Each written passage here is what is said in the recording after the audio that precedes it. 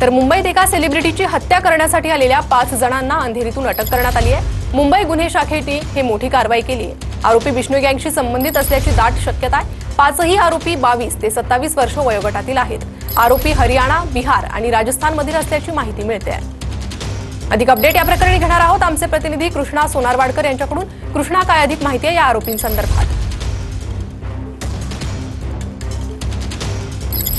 तर मुंबईच्या अंधेरीतून या आरोपींना अटक करण्यात आलेली आहे। आरोपी बिश्नोई गँगशी संबंधित असल्याची दाट शक्यता वर्तवण्यात येते। 5 जणांना या प्रकरणी अटक करण्यात आलेली आहे। सेलिब्रिटीची हत्या करण्यासाठी आलेल्या 5 जणांना अटक केलेली आहे। मुंबईतील एका सेलिब्रिटीची हत्या करण्यासाठी हे आरोपी आल्याचं कळतंय। पुन्हा एकदा मी जाणार आहे आमचे प्रतिनिधी कृष्णा सोनारवाडकर यांच्याकडून। कृष्णा, काय अधिक अपडेट आहेत?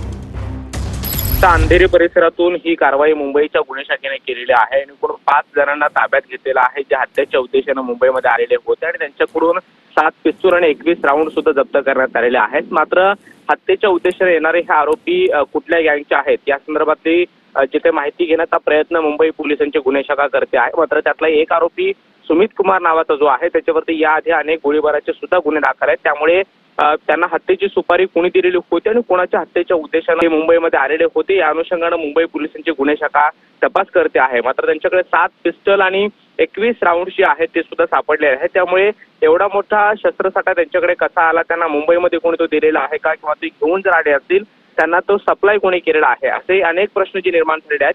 त्या अनुषंगाने मुंबई पोलिसांची गुन्हे शाखा तपास करते आहे। अंधेरी परिसरातून ही कारवाई गुन्हे शाखेने केलेली आहे आणि आता या प्रकरणाची सखोल माहिती घेऊन तपास करण्याचा प्रयत्न गुन्हे शाखेकडून केला जातोय। त्यामुळे या 5 जणांना मुंबईमध्ये पाठवणारे नेमके कोण आहेत, यामागे कुठल्या गँगचा हात आहे का, याची सुद्धा माहिती घेण्याचा प्रयत्न गुन्हे शाखेच्या अधिकाऱ्यांकडून केला जातोय। प्रणिता, धन्यवाद या सविस्तर माहितीसाठी।